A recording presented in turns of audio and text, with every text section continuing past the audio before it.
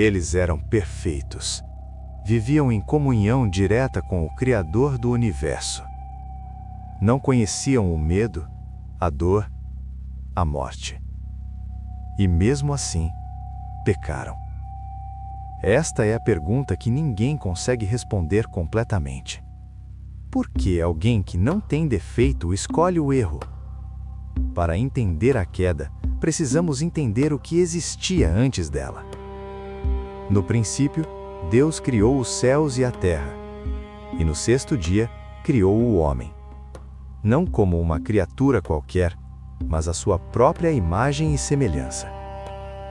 Gênesis 1:27 diz: Deus criou o homem à sua imagem, a imagem de Deus o criou.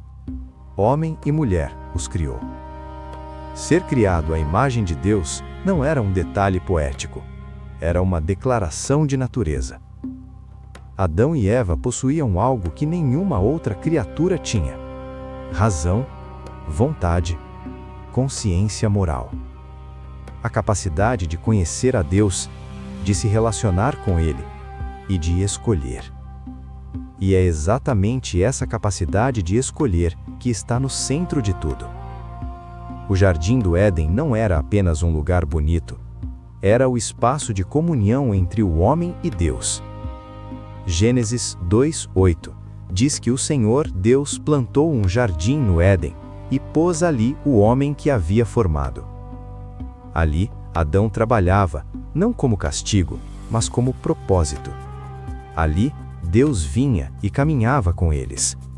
Era uma existência de perfeita ordem, propósito e presença divina. Mas nesse jardim perfeito havia uma instrução. Gênesis 2:16 e 17.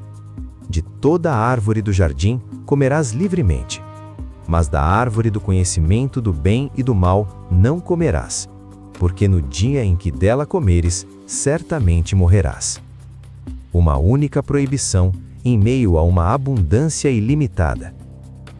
Deus não criou robôs, criou seres com liberdade real. E liberdade real exige uma escolha real. Precisamos entender quem eram Adão e Eva antes de julgar o que fizeram.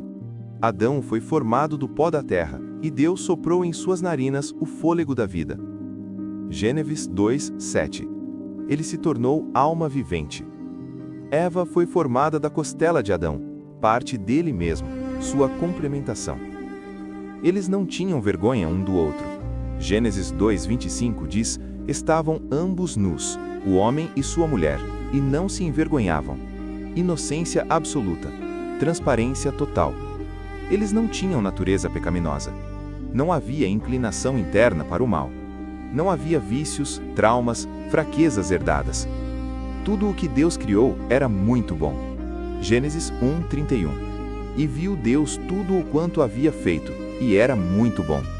Essa expressão, muito bom, não é exagero literário. É uma declaração teológica de integridade e perfeição funcional. Adão e Eva operavam exatamente como deveriam operar. Então, por que pecaram? Se não havia natureza corrompida, se não havia pressão interna para o mal, se viviam em comunhão com Deus, se tinham tudo o que precisavam, como a queda foi possível?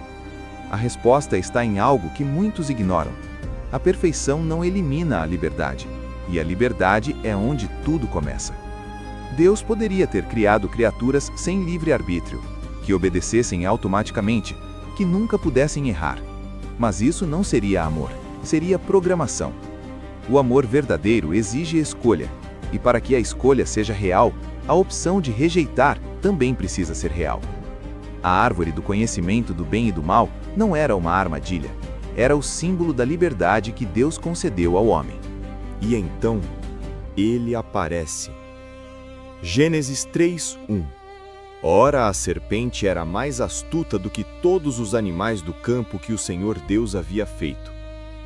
A palavra hebraica para astuta aqui é arum, que significa sagaz, perspicaz, calculista. Não era uma serpente comum, era uma criatura com intenção. E sua primeira ação não foi um ataque, foi uma pergunta. A serpente não começou com uma mentira direta.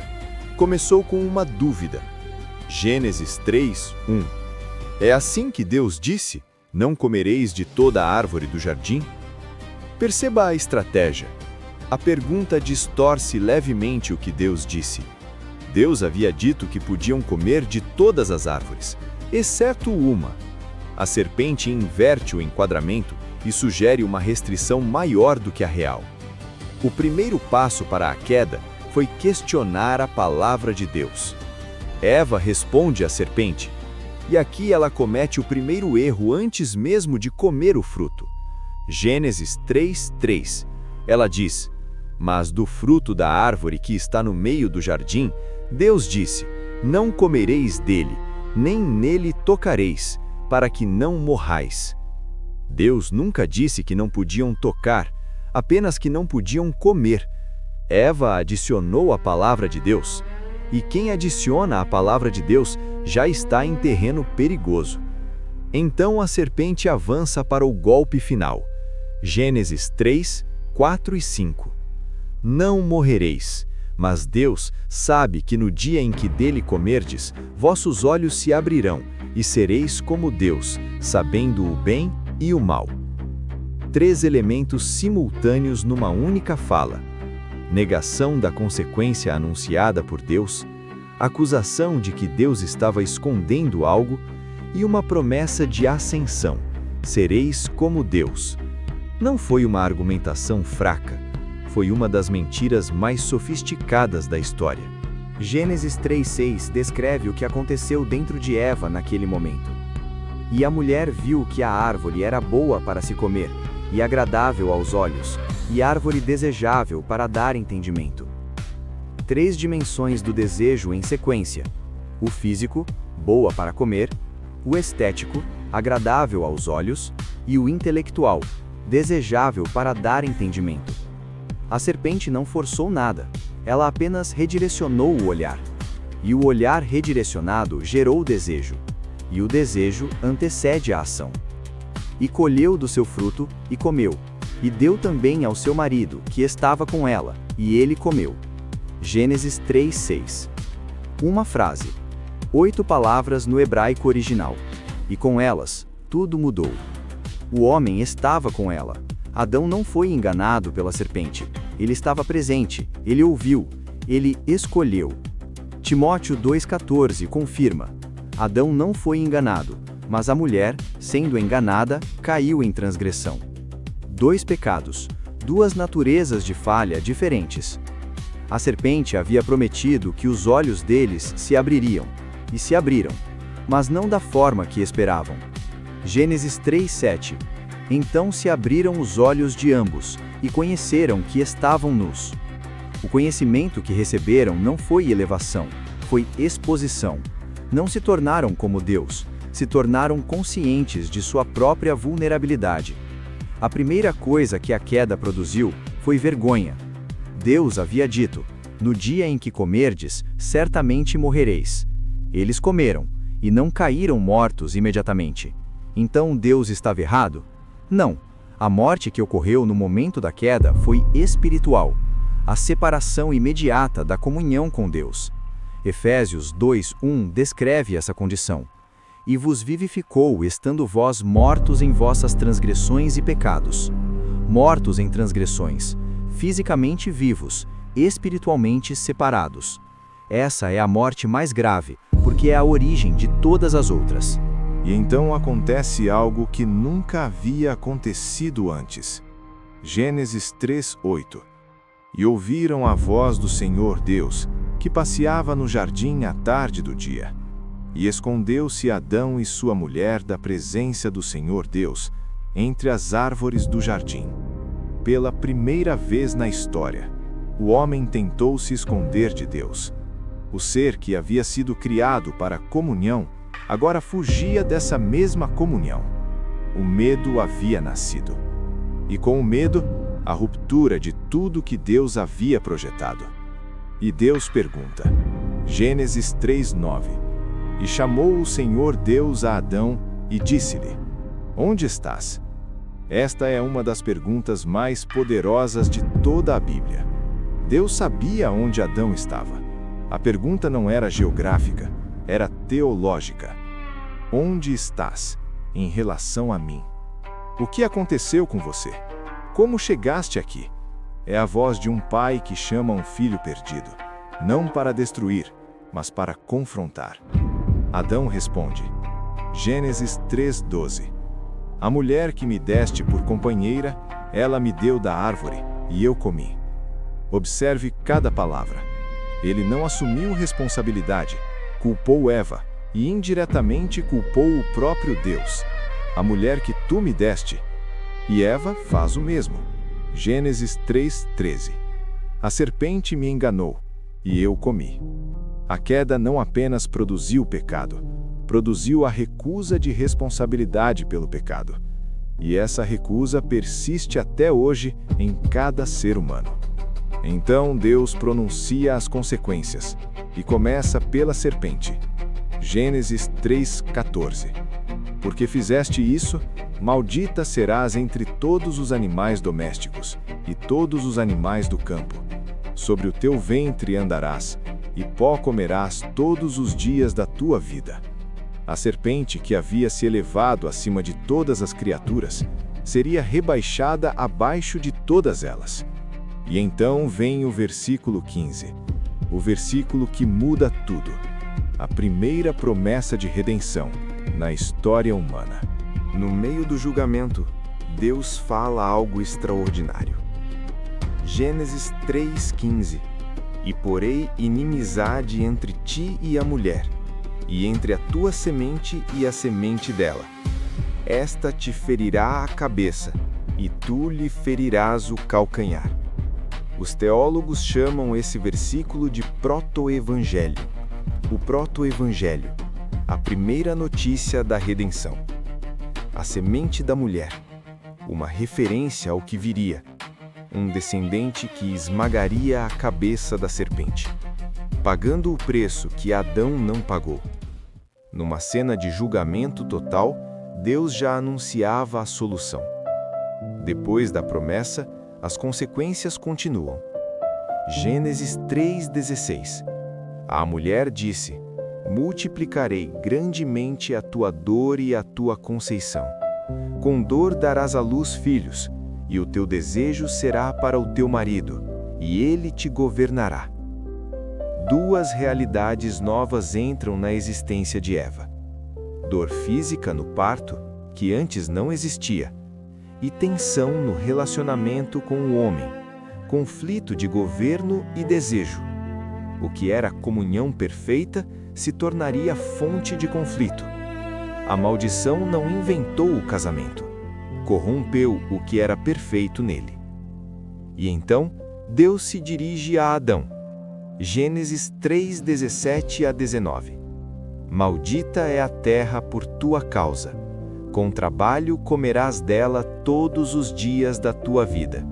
Espinhos e cardos te produzirá, até que tornes a terra, porque dela foste tomado. Porque és pó, e ao pó tornarás. 4 palavras que selam o destino de toda a humanidade nascida de Adão.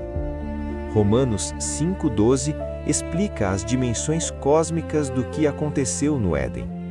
Portanto, como por um homem entrou no mundo o pecado, e pelo pecado a morte, assim também a morte passou a todos os homens, porque todos pecaram. Paulo não está descrevendo apenas Adão e Eva. Está descrevendo você, e eu, e todos os que vieram depois. A queda não foi um evento isolado, foi uma transmissão. Uma natureza corrompida passou de geração em geração, desde aquele momento até este. E então vem o ato final do julgamento. Gênesis 3:23 e 24. E o Senhor Deus o expulsou do jardim do Éden, e pôs querubins ao oriente do jardim do Éden, e uma espada flamejante que se revolvia para todos os lados para guardar o caminho da árvore da vida. Expulsão. Não apenas do jardim, da presença direta de Deus.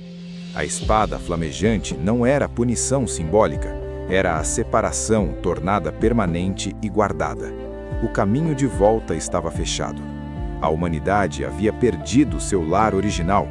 O que veio depois da expulsão não foi apenas dificuldade, foi uma transformação completa da realidade. O sofrimento que hoje consideramos normal não era a intenção original de Deus. Doenças, guerras, ódio, morte. Nada disso existia no projeto original. Romanos 8:22 diz: porque sabemos que toda a criação geme e está juntamente em dores de parto até agora. Toda a criação geme. Não apenas o homem, o próprio universo material foi afetado pela queda de Adão. Se Deus sabia que Adão e Eva pecariam, por que os criou? Por que plantou a árvore? Por que permitiu a serpente? A resposta está no próprio caráter de Deus. Deus não queria autômatos, queria filhos. E filhos precisam de liberdade real para ser filhos reais. O risco da queda era real, mas o amor que motivou a criação também era real. E Deus já tinha o plano de redenção antes mesmo de criar o mundo. Antes de expulsar Adão e Eva, Deus faz algo que poucos percebem. Gênesis 3:21. E fez o Senhor Deus para Adão e para sua mulher túnicas de peles, e os vestiu. Para fazer túnicas de peles, um animal teve que morrer. Esse é o primeiro derramamento de sangue registrado na Bíblia, e foi Deus mesmo quem o realizou para cobrir a vergonha do homem que pecou. Aqui já está a sombra da cruz, a cobertura do pecado pelo sacrifício de outro. O que viria em Cristo já estava sendo anunciado no Éden. Precisamos entender o que a Bíblia chama de pecado original. Não é apenas o ato de comer o fruto, é o que esse ato produziu na natureza humana. O pecado original é a condição de corrupção herdada, a inclinação para o mal que todo ser humano traz ao nascer. Salmo 51:5, Davi escreve: Eis que em iniquidade fui formado, e em pecado me concebeu minha mãe. Davi não está culpando sua mãe, está descrevendo a condição humana universal. Nascemos inclinados para o pecado, não porque fomos ensinados, mas porque herdamos a natureza de Adão. Para entender como o pecado de um homem afetou todos os outros, precisamos entender o conceito bíblico de representação federal. Adão não agia apenas por si mesmo no jardim, agia como cabeça e representante de toda a humanidade. Da mesma forma que um rei assina um tratado em nome de toda a nação, Adão tomou uma decisão que representou toda a raça humana. Isso não é invenção teológica, é o próprio argumento de Paulo em Romanos 5. Romanos 5:19. Porque assim como pela desobediência de um só, muitos foram constituídos pecadores. Um homem, toda a humanidade, uma decisão. Mas aqui muitos questionam: como é justo ser condenado pela decisão de outro? Essa objeção é legítima, mas a mesma lógica que condena também salva. Romanos 5:19 continua: assim também pela obediência de um só, muitos serão constituídos justos. O mesmo princípio que nos conecta à queda de Adão, nos conecta à obediência de Cristo. Se a representação federal é injusta na condenação, também é injusta na salvação. E ninguém rejeita a salvação por ser injusta. A Bíblia usa o mesmo princípio nos dois sentidos porque é o princípio que Deus estabeleceu. A prova mais rápida da natureza corrompida está na primeira geração após Adão e Eva. Caim e Abel, os primeiros filhos da humanidade. E o primeiro filho comete o primeiro assassinato. Gênesis 4:8. E sucedeu que, estando eles no campo, se levantou Caim contra Abel, seu irmão, e o matou. Ninguém ensinou Caim a matar. Ninguém o corrompeu de fora. A corrupção já estava dentro. Da segunda geração em diante, o padrão estava estabelecido. A natureza herdada de Adão produzia frutos imediatos. Aqui muitos pensam: eu teria feito diferente de Adão e Eva, eu não teria comido o fruto. Mas a Bíblia não deixa espaço para essa ilusão. Romanos 3:10-12. Não há justo nenhum sequer. Não há quem entenda. Não há quem busque a Deus. Todos se desviaram. Todos. Não a maioria. Não os mais fracos. Todos. A questão não é se você teria resistido no lugar de Adão. A questão é, você resiste agora, com a natureza corrompida que herdou dele? Mas a história não termina no Éden. A promessa feita em Gênesis 3,15 começa a tomar forma. 1 Coríntios 15:45.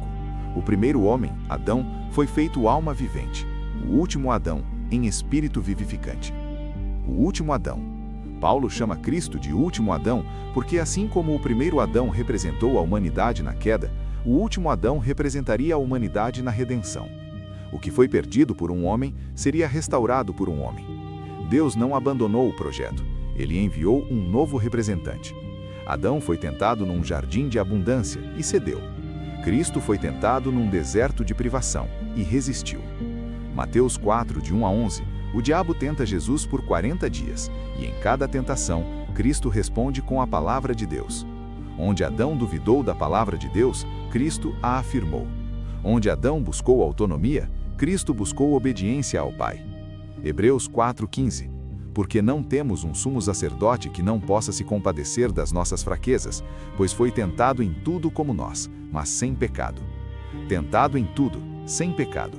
O que Adão não pôde fazer, Cristo fez. No Éden, o homem perdeu comunhão com Deus. Em Cristo, a comunhão é restaurada. No Éden, o homem perdeu a vida espiritual. Em Cristo, a vida espiritual é recebida de volta. João 10:10. Eu vim para que tenham vida e a tenham em abundância. No Éden, o homem foi expulso da presença de Deus. Em Cristo, o homem é convidado de volta. Efésios 2:13. Mas agora, em Cristo Jesus, vós que antes estáveis longe, fostes aproximados pelo sangue de Cristo. Longe, aproximados. Expulsos, convidados. Mortos, vivificados. Cada consequência da queda tem uma resposta em Cristo. Mas aqui está a questão que esse vídeo inteiro aponta. Adão e Eva pecaram porque tinham liberdade real. Você também tem liberdade real. A mesma liberdade que os condenou é a mesma liberdade que pode levá-lo à redenção. A serpente usou a mesma estratégia desde o Éden. Dúvida sobre a palavra de Deus, distorção do caráter de Deus, promessa de autonomia sem consequência. E essa estratégia funciona até hoje, porque a natureza herdada de Adão ainda está em operação. A pergunta não é por que Adão e Eva pecaram. A pergunta é o que você fará com a mesma liberdade que eles tiveram. Voltemos à pergunta do título. Por que Adão e Eva pecaram mesmo sendo perfeitos? A resposta definitiva está aqui. Perfeição sem glorificação não é perfeição inabalável. Adão e Eva foram criados bons, íntegros, sem defeito. Mas ainda eram criaturas mutáveis. A inabalabilidade, a impossibilidade de pecar, não é o estado da criação, é o estado da glorificação. É o que os redimidos receberão na eternidade. Apocalipse 21:4. E Deus limpará de seus olhos toda lágrima, e não haverá mais morte, nem pranto, nem clamor, nem dor. No estado glorificado, a liberdade permanece, mas a natureza é confirmada no bem para sempre. Adão ainda não havia chegado lá. A liberdade que Deus deu ao homem foi simultaneamente o maior dom e o maior risco da criação. Dom, porque sem ela não há amor real, não há obediência real, não há relação real. Risco, porque com ela a possibilidade de rejeição é genuína. Deus escolheu criar seres capazes de o amar de verdade, mesmo sabendo que essa capacidade incluía a possibilidade de rejeição. E quando a rejeição veio, Deus não destruiu o projeto, redimiu o projeto. Isso é o que torna o Evangelho não apenas uma doutrina, mas a história mais extraordinária já contada. Você não é um espectador dessa história, você é um personagem dela. Nasceu carregando a herança de Adão, mas também nasceu no tempo em que a promessa de Gênesis 3:15 já foi cumprida. A serpente foi derrotada, a cabeça foi esmagada, a porta foi aberta. A questão não é mais se a redenção está disponível. A questão é o que você fará com ela. Adão e Eva pecaram porque eram livres, e porque a liberdade real inclui o risco real. Mas o Deus que permitiu a queda já havia planejado a redenção. E a redenção está disponível para você agora. Se esse vídeo tocou algo em você, se a palavra de Deus falou ao seu coração hoje, deixa um like, se inscreve no canal e compartilha com alguém que precisa ouvir isso. Cada pessoa que chega aqui, chega porque Deus ainda está chamando, ainda está perguntando: onde estás?